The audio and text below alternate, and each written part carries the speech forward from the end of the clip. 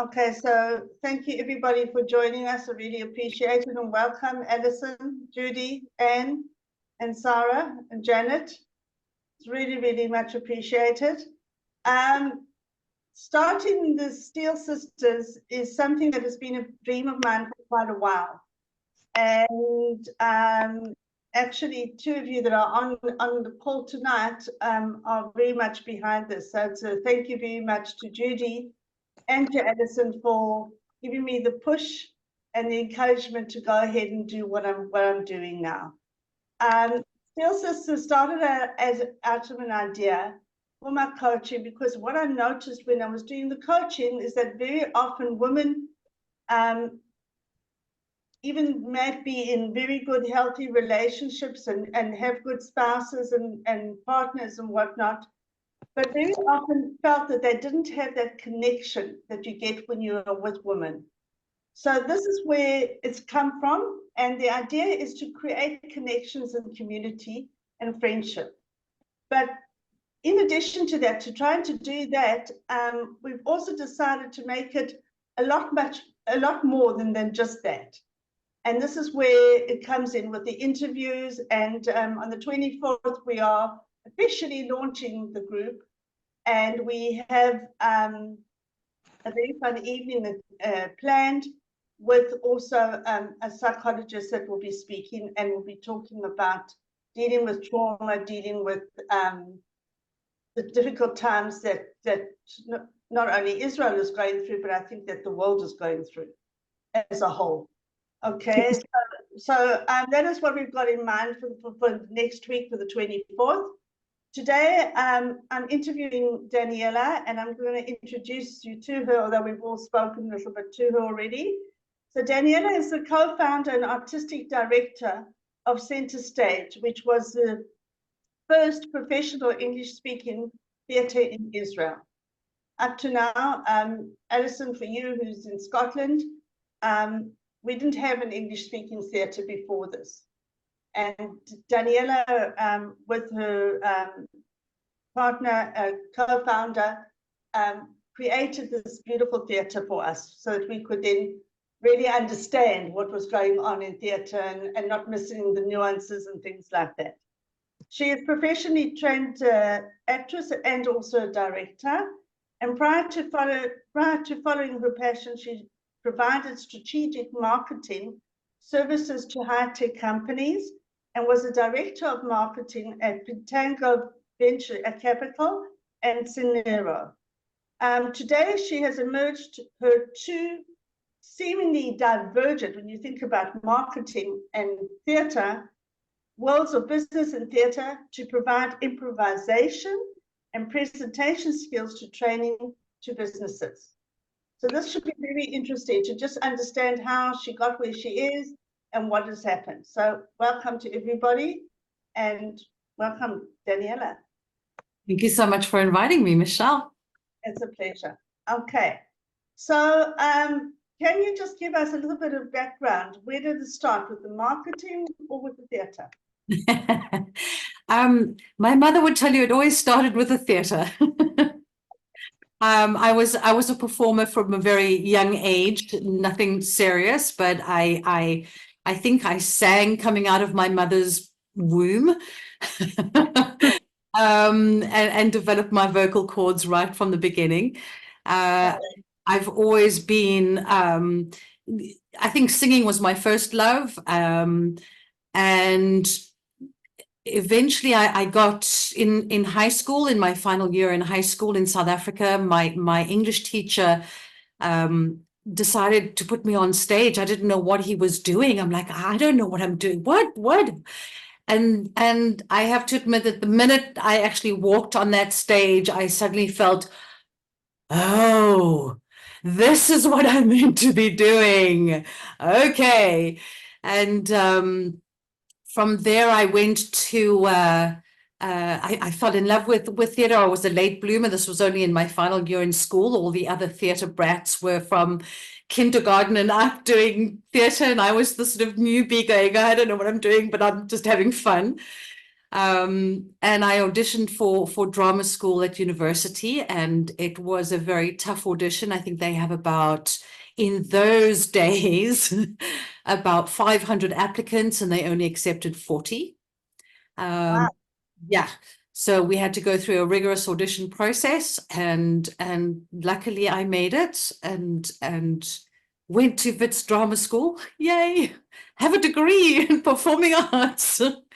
I think more than not more than, but just as important as the degree is drama school is actually where I met my husband to be.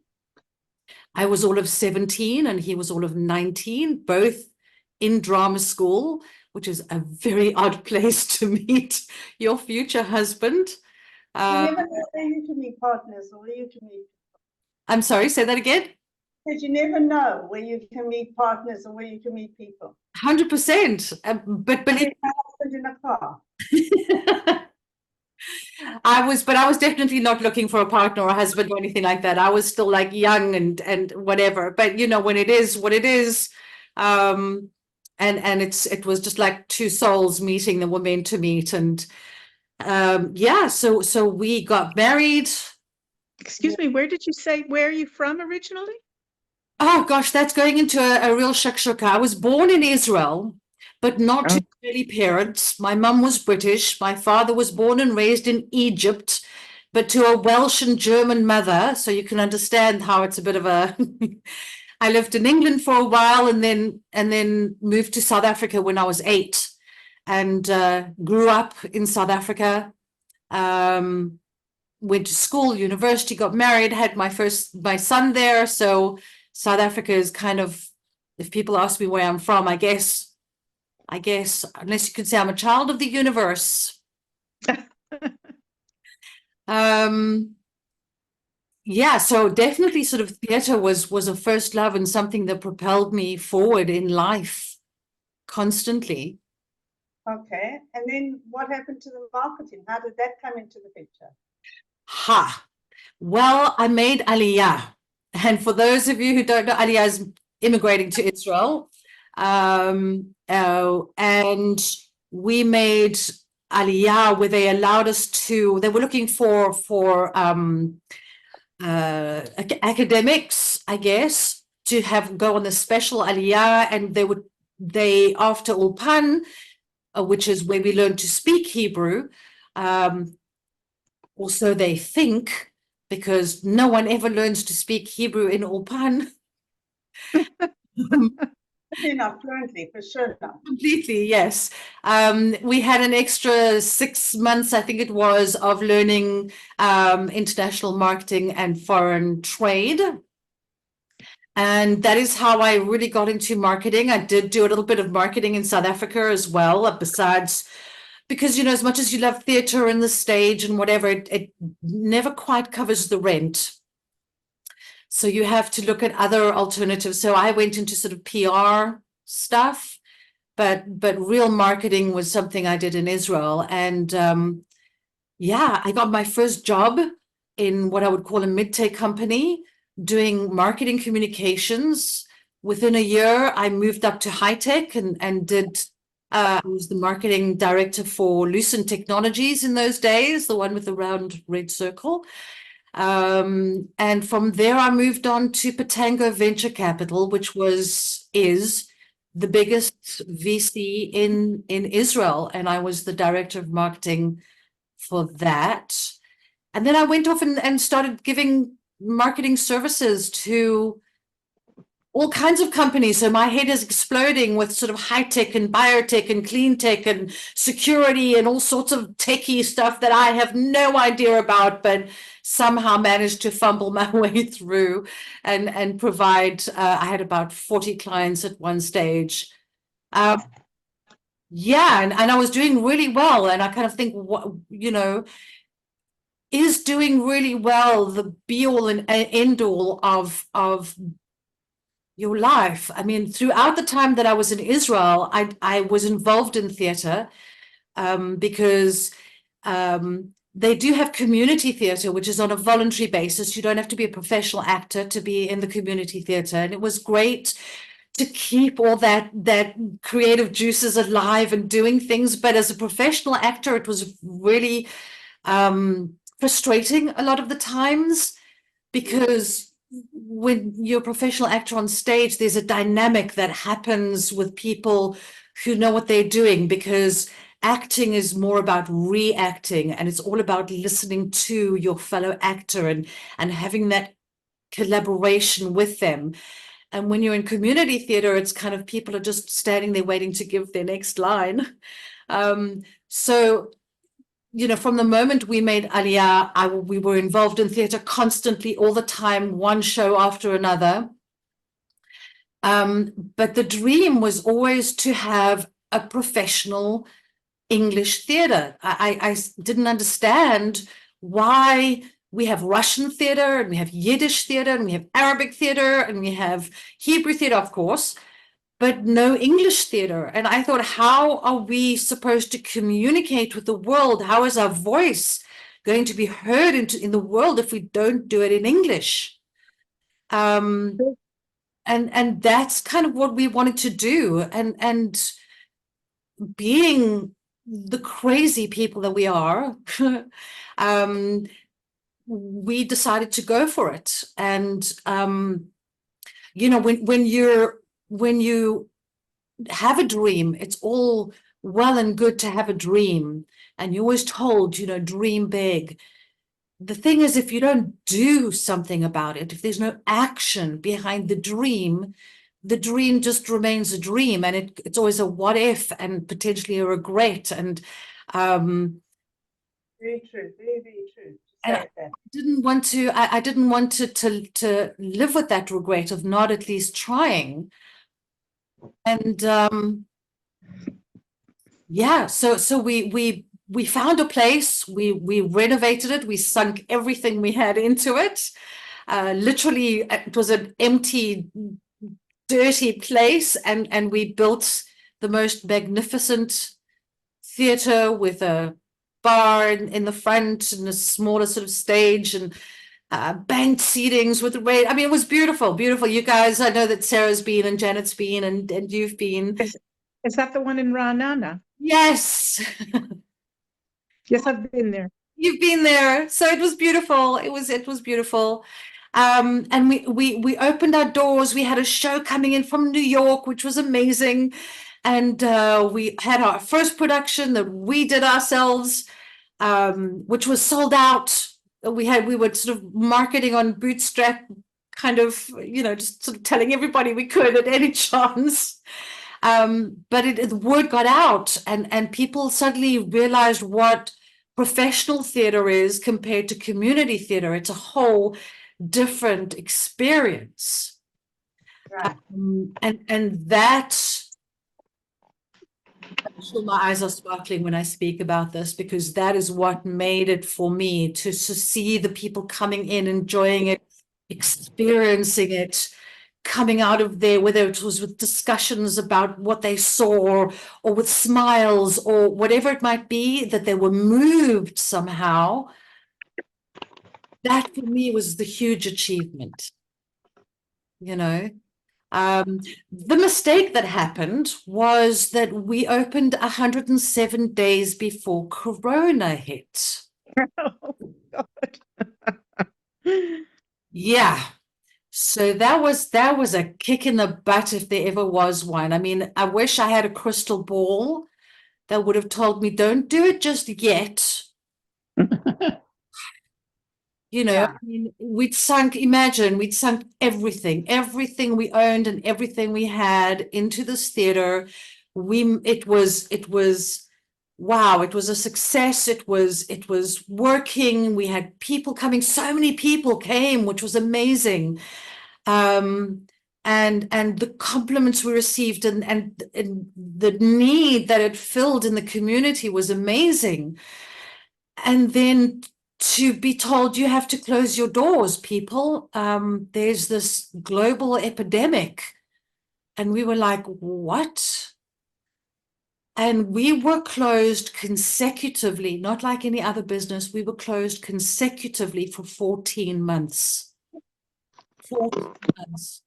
So we've just invested everything. We've put our lives on the line, and then we don't earn anything for 14 months. We still have bills to pay from building the theater. We were not, we didn't get anything from the government because the government was comparing incomes from 2019, in which we had a month or two of income because we were spending all that money to build the place. So we couldn't show them that we had income. So they did not help us at all. And that was, you know, and what we, Difficult. it was crazy. It was kind of like, what do we do now? You know, how do we live? What? But I did say we were crazy, right? I Yeah, did. you did. Yeah. So we decided, well, we've built up this community. We've built up these connections. People really responded so well. And so what we did is we did stuff on Zoom like we're doing now. But that doesn't bring in revenues. You know, we had an incredible interview series we did about 25, 26 interview series with actors and directors and choreographers, and it was like the actor studio but with local talent, showing what the English speaking local talent is up to and how brilliant and talented they are, and giving them a platform for exposure. We did an international play festival where we asked people to submit plays. It was a 5-minute festival, so it's like very short plays that have to get to the point very quickly and give something exciting for the audience. The first time we did it, we had, I think, 9 submissions, and we had actors from all around the world, from South Africa and America and England and Israel. It was amazing, who read the plays online. Now, this was people loved it so much that we did it again a month later, and this time we got 90 play submissions from around the world, from bizarre places like Netherlands and Italy and New Zealand, Australia, America. I mean, it was just crazy. And, you know, and we did that. And we also connected with with New York. We made some really good contacts in New York. We were asked by the Jewish playwriting project that has an annual playwriting contest to be their official partners, because they didn't have an Israeli voice to their whole Jewish playwriting contest. And it was kind of strange, because here you have a playwriting contest about Jewish themes and you do not have an Israeli perspective. So it was very important for them to get that. And because we were a professional theater, the only professional theater in Israel, they came to us. And we've been doing that for I think it's our 4th year now. And boy, and then in sort of April, just stop me when you have to say something, because I can go on talking here. I wanted to just ask you, what happened after COVID finished, or like we were all able to go back to normal, if I can phrase it that way? So when we were able to go back to normal, you remember there were a lot of restrictions. You could only have X amount of people within Y amount of space, and they had to be masked, and they had to have the green passport. So that was very restricting in terms of what we could do. Then, of course, we had the war. Who remembers the war in May of 21? Yeah. That sort of skirmish, that closed us down. And then, so we started again afterwards. And then in August, we had Delta, which closed everybody down. It's things that people don't remember. You know, What was Delta? Delta What's was the Delta variant of COVID, remember? Oh, the variant. Oh, Yeah. And people just, again, stopped going out, stopped doing anything. And then the last one we had was Omicron, whatever it was. yes, right. In January, which they actually called the quiet closure, because we weren't forced to close, but nobody went out and businesses were closed and everything. And eventually in January, we realized that we couldn't carry on all this time without we were like almost 2.5 years without income. And unfortunately, we had to close the doors. The landlords wanted all the rent from when we were officially closed for 14 months. They wanted 14 months rent. And we said to them, no can do. It's nice of them that they gave you that much credit. I mean, who waits for 15 months before demanding their rent? For sure, but they had a lot of people in the place who were closed and were not paying rent. It wasn't like we were the only ones. Yeah. So, I mean, I understand their point of view and I understand my point of view, and we sort of realized we have to close our doors. And that was after you closed your doors. What happened then? I mean, how did you start earning income again and move yourself forward? well, Michelle, I'm not one to look at things and cry over them. I remember reading a book when I was very young about what they called the diseases of the mind. And they said, worrying is really a disease of the mind, because you can worry, but what can you do about it? It's not going to help anyway. To worry. Exactly. There's no potential positive outcome of worrying. So don't worry. My attitude has always been, okay, this has happened, fine, in the past. What have I learned from it? What gift did it give to me? And how do I move forward from here? So it's always a matter of you. Sorry? I said, that's fantastic, because not many people can think that way. It's something that you have to train yourself in. And it's something, I guess, that improv does for you, because you can't, improv is all about making mistakes all the time. That you have to make. Sorry. What is improv? Just explain it so that we all understand exactly what we're talking about. When I talk about improv, people normally go to things like, who knows whose line is it anyway? The show. You all know that. So that it's brilliant. It's fantastic. But people think of improv more as comedy. And sure, very funny situations come out of it, especially if you're extremely talented and have that sort of sense of humor. But improv is about improvising. We constantly improvise in life. We don't realize it, whether we are at home, at work. Think of teams that improvise, right? We've got sports teams that they improvise. You've got first sponsors, they improvise. They have a ground plan. You kind of have an idea, but then you go in and circumstances, you're in the present. You have to deal with what is now. And that's what improv really teaches you. And what I did is I decided that I'm going to take my knowledge of business, because I do have 20 odd something years of business experience, having worked with really top companies in high tech, and I understand that world really, really well. And then I understand the world of theater, and I know how much I have used personally the skills and the training that I got as an actor and as a director that I use in business. And I Can you give us an example of what you mean? Just a very simple and easy example. You have to make a presentation or a keynote speech. Okay, we've seen some awful keynote speeches, am I right? Where people suddenly have limbs that they've grown that they have no idea what to do with. Their hands go into their pockets or behind their backs, or they don't know how to speak properly. They don't know how to, walk in with charisma and command the attention. Now, this is not stuff that actors just have naturally. We are taught how to do this. Because we go in front of an audience, and as a character, we have to command the stage.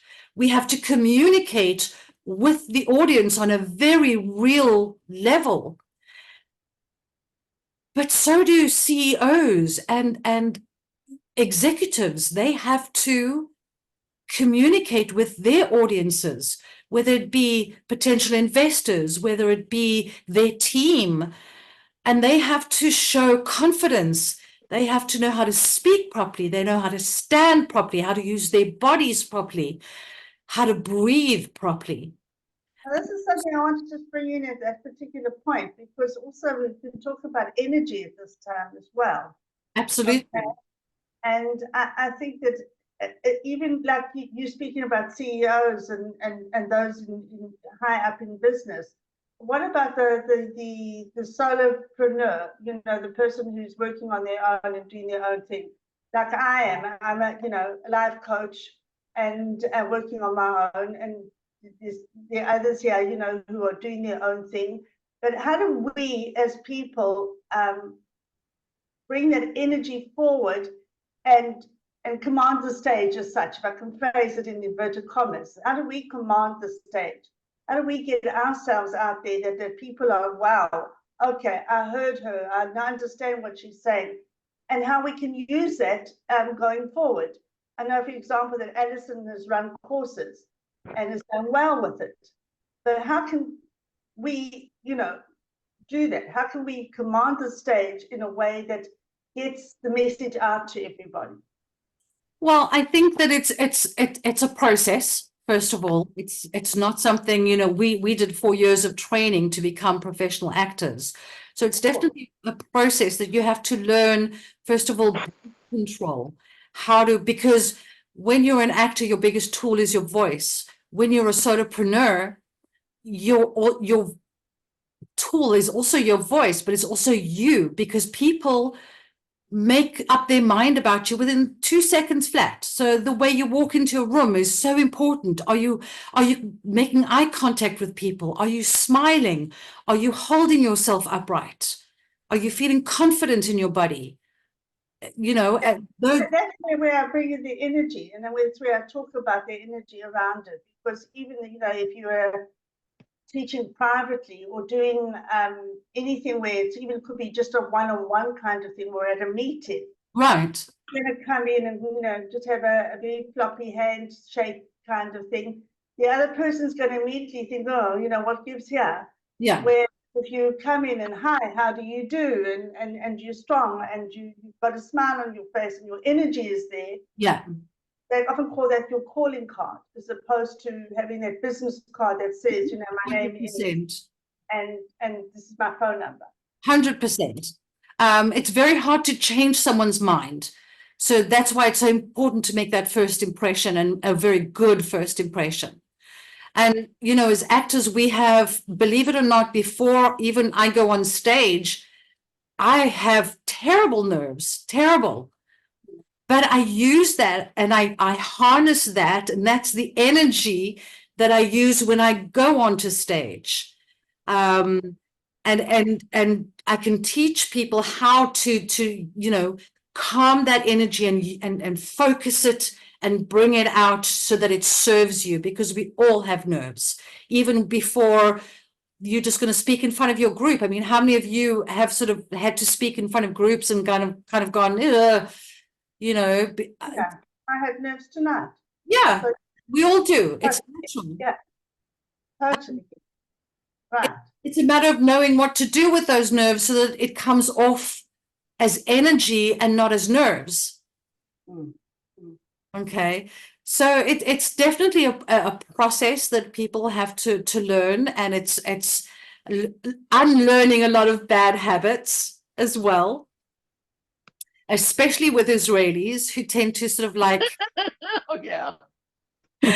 you know, you kind of like you never mind the accent, which is fine, but they have this terrible thing of like, I want to now talk about you know, and they've got this thing going, and it's just and don't try and tell them how to say anything, because they're really bad at taking any constructive criticism. But they're great, they're wonderful, they've got that great sort of So you had closed the theatre, and where are you guys now? What's happened now? How are you earning money? What are you doing?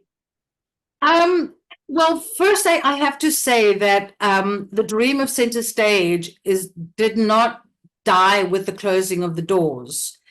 That is still alive and kicking, and is something that we are working on. It's just going to take time. You know, we need to raise quite a bit of money. We need to get our energies back again to sort of think, oh goodness, we're going to go into another place and do this over again. I mean, yeah, I would love to. And I'm excited by it, but there's a lot of work that goes behind it. So it's not a thing that will happen today. Tomorrow it'll take a year or two. It took us 20 years to get to the first Center Stage, but it won't take us 20 years to get to the second one. But that dream is still alive and still happening. As Center Stage, that is still alive. We still have our community theatre arm, which is actually putting on a show in March, which is great. The show is called Play On. It's a comedy. We all need to sort of, laugh and allow ourselves to give ourselves permissions to laugh, especially after the time that we've been having. And it's not a betrayal, or you shouldn't feel guilty about it, because I think not laughing and not living and not enjoying life would be more of a betrayal than anything else. Not a betrayal, but a tragedy. A tragedy, 100%. I agree. Because, I think what we're fighting for is for life, and life is filled with joy and happiness and simcha and also hard times and whatever, but it's part of it, and we shouldn't deny that because of what we're going through. Okay. Of course. How else can we continue to be the resilient nation that we are? Amen. Absolutely agree. Absolutely agree. And then, of course, I'm training, as I kind of mentioned briefly, training, giving workshops to companies and training individuals as well in improvisation for business, because improvisation really sort of builds up a leader who knows how to adapt to change, who thinks out of the box, is innovative, creative. It's a very, very, very strong team building effort to do together. It really builds trust and listening skills and collaboration, like really nothing I've ever seen do for a team or for a company. Because the skills that you learn are skills that you can implement also in business and in life. And the second part is I'm doing presentation skills training. So I'm teaching people, like you asked, how can you walk into a room, command that room, get that charisma out there, convince people, connect with them, communicate with them. And I use that, because I have my whole marketing background, and I understand who are you talking to? Who's your audience? What is your message? How do you tailor your message for each thing? What are the takeaway points? What are, all the marketing business behind it? I understand that very well. So I bring those two together, and I teach people not just the what they should be saying, but how they should be saying it. And that really makes for a winning combination. I would believe it would make a very big difference. Do you think that the improvisation would also make a difference as far as team building goes? As far as? Team building goes. Oh, like I said, I have not yet come across anything that builds up team collaboration, communication, trust, like improvisation. The great thing about improvisation is that it's a lot of fun, and you don't realize that you're learning while you're doing it. But the idea is to have a lot of fun with that, and then unpack the exercise that you've done and understand how you can apply it to different areas of your life, to business, to relationships, to whatever it might be. You'd be amazed at how you can use improv in almost every aspect. I teach teachers improv and how to do improv with their kids.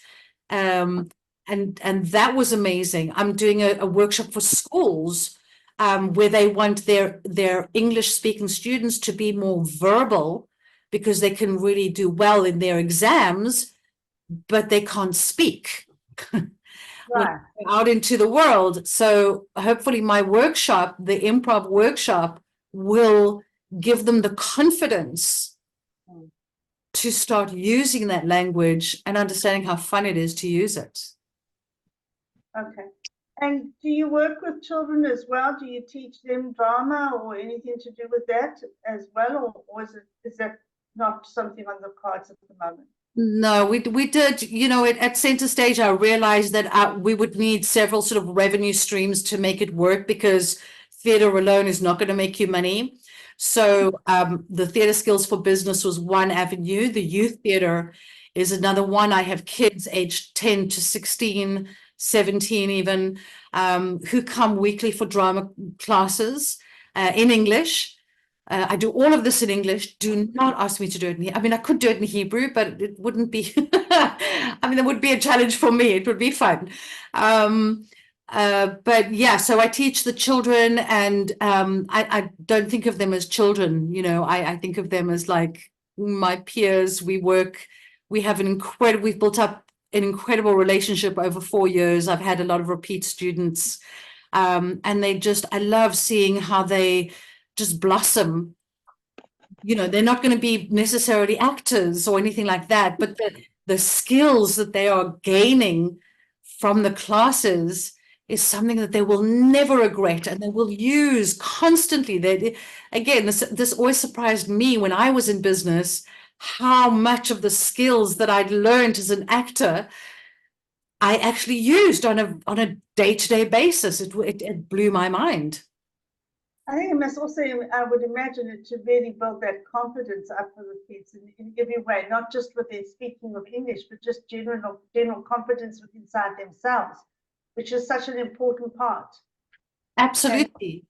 You know, Yeah. the kids who come to drama school are always those kids, the ones who are a little bit out there and a little bit, I don't know why drama people are considered weird in some way, but I see them, you know, they might come into class really shy or really timid, and suddenly you just see them open up, and their voices come out, and they feel heard and accepted, and they just become these incredible little people. And I think that is just so incredibly rewarding to Imagine happen. it would be. And Yeah. just to watch them blossom. Yeah. And become their own people in their own right, and feel it and believe in themselves, and which is so important. Yeah. Which is what I'm finding now with working with women over 50, is that in a lot of cases they've lost that confidence, they've lost that belief in themselves, and it's Why is that? Why is that?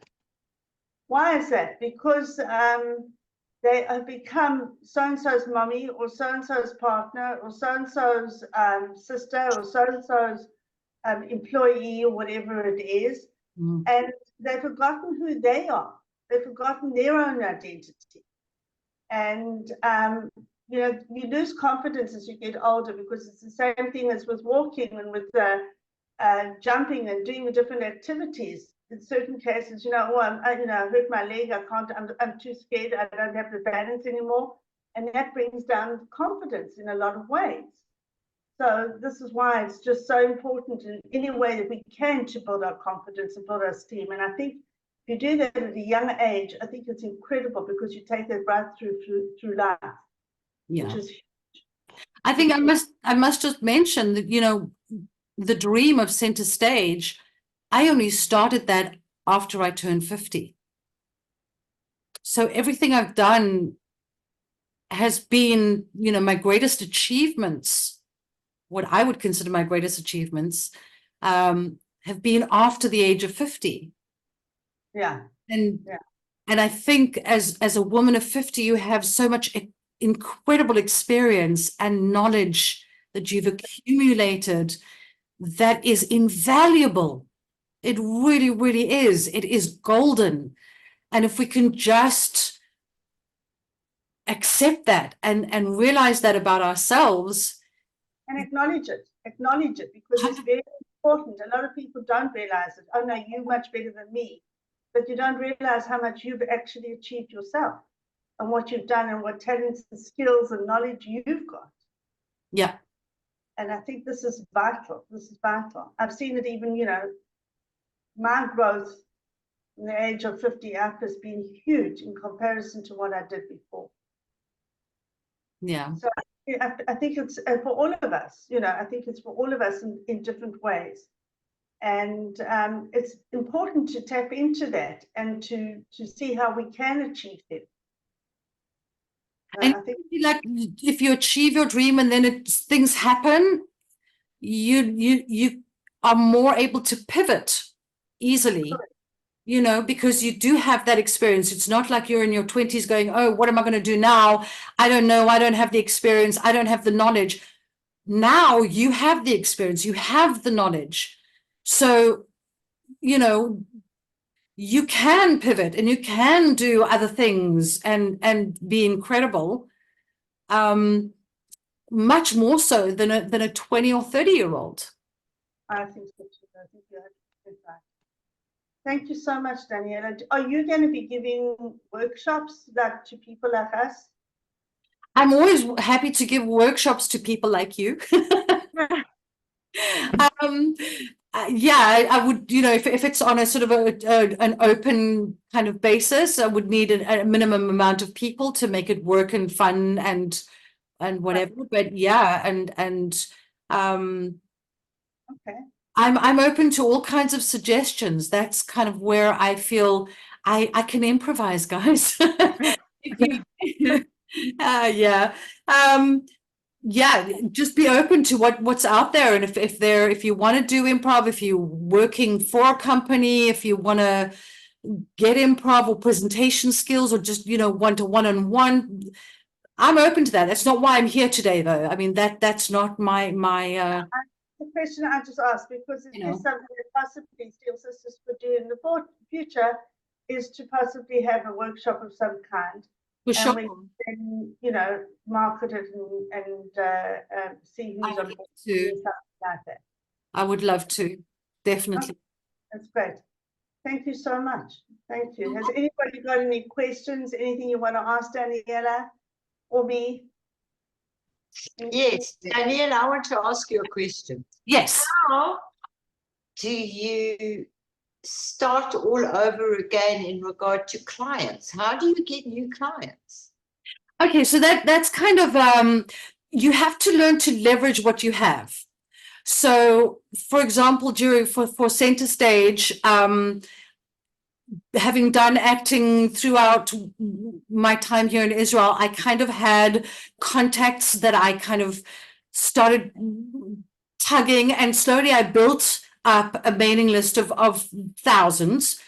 And now that I have this mailing list, I can now use that to say, this is what I'm doing now. And, if you want to do yourself, or if you need personal stuff or a group in the company, etc., this is what I'm doing, because it is still leaning into the theater aspect of things. I think the most important thing is to really, networking is so important. Putting yourself out there, using social media, letting people know what you do. And try and make up a list of like your best clients. Who would be your best clients? And then go ahead and approach them and say, hi, this is me. This is what I do. I'm sure I could be of value to you. And just put yourself out there constantly, constantly, constantly, and leverage your connections, leverage your networks, because people know people and it's all about connections. Answering that question in a different way, what about marketing? Mm-hmm. How do you, if you bring in the marketing aspect of it, if you were to say, okay, so now if I'm doing this and I need clients, okay, I need to get my name out there. What is the best way to do it? Is it to advertise on social media? Is it to go to networking meetings? Is it to put notices up on I don't know, on lampposts? What is it? What is the best way to do this? Okay, so there isn't a fit-all system for everybody. It really depends on what you're doing. If you have a product or if you have a service, who are you doing that for? Who's your target audience? Because then you know how to approach them. Sometimes, I mean, if we look just at social media and we look at the different platforms, Facebook is for today the 50 plus. You can't get away from that. You know, Instagram is for the 30-year-olds, TikToks is for the 18, 20-year-olds, LinkedIn is for the professionals. It has its own segment. So you have to know who you're talking to, and then you've got to speak to them in their language. You've got to come to them and say, I understand your problems. I do, and I have a solution for you. And if they can hear that you really understand what their issues are, what their challenges are, and you can make that connection and say, look, this is the solution that I think you need, then you're on your A game. But there's different things that you should be doing. I mean, networking meetings, I always say, go out there, you've got to tell people what you do. It's like saying, I've got sliced bread. If nobody knows about it, it's worth nothing. It's really what you've just got to put yourself out there, no matter whether it's a product or service. So again, I keep going back to contacts. Contacts are your best, contacts and connections are your best Asset. they are your best, as they are an asset, a very valuable asset. And how you get to them, you have different channels of communication. And what you say to them depends on who you're talking to on what channel. So it kind of, you know, it really sort of depends. There's a kind of overall marketing thing, but then you have to really go into, okay, who am I really talking to? What problem am I really solving? Whose problem am I really solving? And is it a case of more marketing yourself as solving the problem as opposed to what I can do? Depends. If what you can do solves the problem, that's great. There's always a problem. You're always addressing some sort of I don't know if I want to say problem, but more potentially an issue or a challenge. Well, So you could sort of form a questionnaire of some kind and put it out there to people and say, what is it that you would need? What would any of you need these particular skills for? What would you need them to help you with? And Right. then you could get an idea on how you can channel it to whoever is requesting, whoever wants to employ your services. For sure. I would do that kind of privately, not sort of out there, because when you approach a client, you need to know what their challenge is. You need to already know that. If you don't, and if you're still sort of like feeling it around, they're not really going to sort of like. Yeah, but different people are going to have different needs. Absolutely. And then again, it depends on what you're providing. Are you providing a service? Are you providing a product? But you need to gain that understanding of what need your product is actually answering. Mm-hmm. Right. Can I answer your question, Anne? Anne, does that answer your question? Yes, thank you very much. Very interesting. Thank you. Can And I- Michelle, I can hardly hear what you're saying, Michelle. I don't know what it is about the volume, if it's on your side or on my side, but you're very faint. You're very far away. Oh, okay. Oh, thank you for letting me know. Alison, what about you? Yeah, it's not a question, but it's an observation around, and thank you. I really enjoyed your talk today. It's around an observation about how, you know, like you said, you had learned skills when you were doing your training, your actor skills, and about the projection of your voice, the use of your voice, etc. Years ago, when I was a child, I went to elocution, and you know, like there was skills within that I've used in my job and my whole career, if you like. And I was just thinking, you know, how great it would be for children and young people in schools really to have that as part of their curriculum and part of, you know, like these are great skills that you'll carry into adulthood.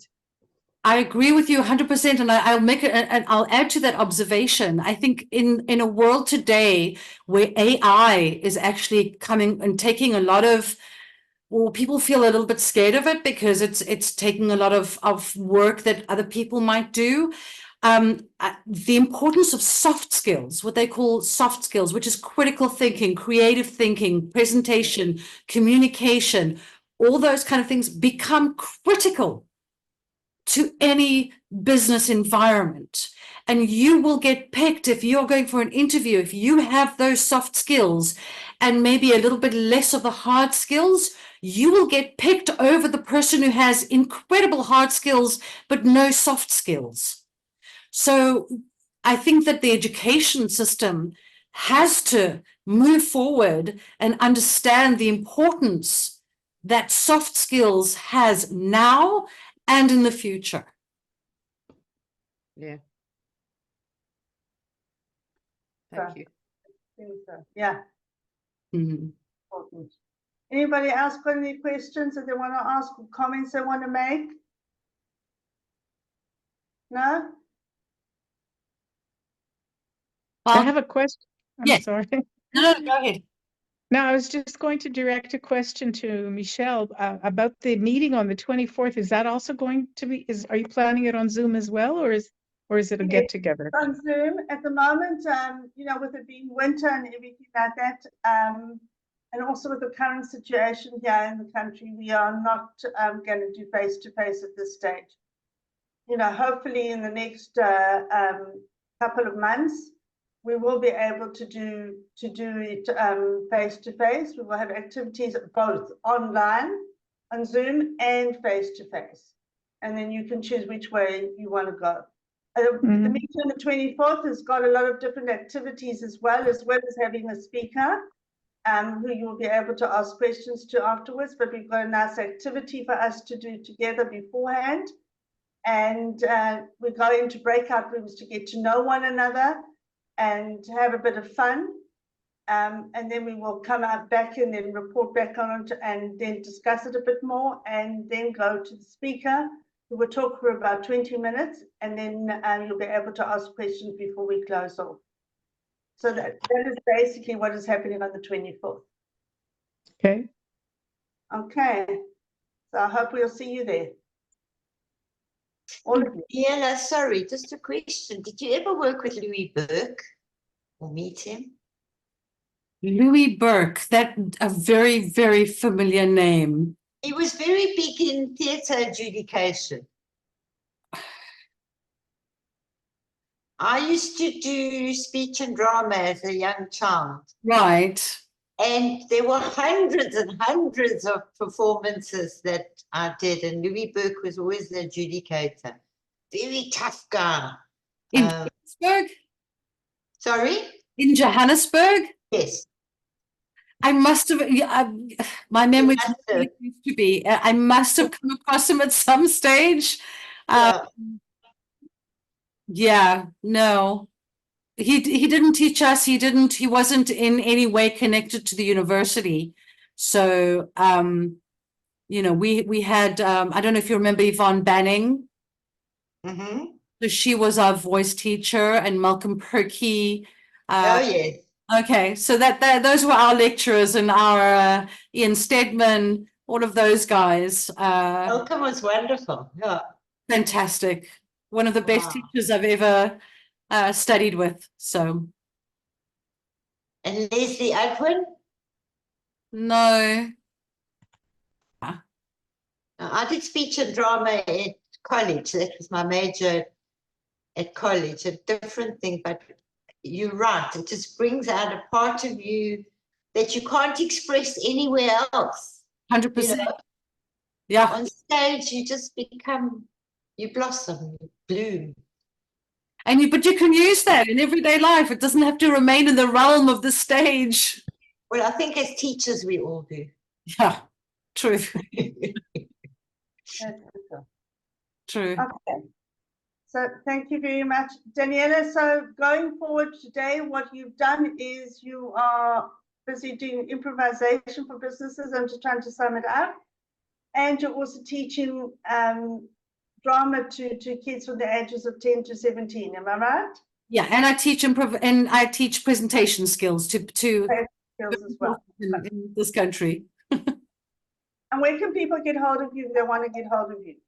The easiest is to go onto the website, which is Center Stage Israel, and it's center spelled the American way. I apologize ahead. So it's CENTER Stage Israel, .com, and everything is listed up there, from the youth theatre to the improv to the shows that we're doing, and hopefully more and more things that we'll slowly start adding to the roster.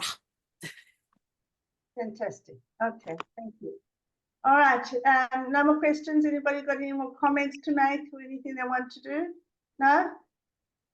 Okay, so thank you very, very much, everybody, for joining us tonight. We really much appreciate You. It was Thank great. you. Thank It was you. very I interesting, very appreciate you interesting. all, and I hope you enjoyed it. And Daniella, thank you so much. I really appreciate you being on and sharing your story with us. Thank you for having me. I had a blast. I hope you guys enjoyed it too. Yes, Absolutely. it's very All interesting. right. Take care, Thank everybody. you. Okay.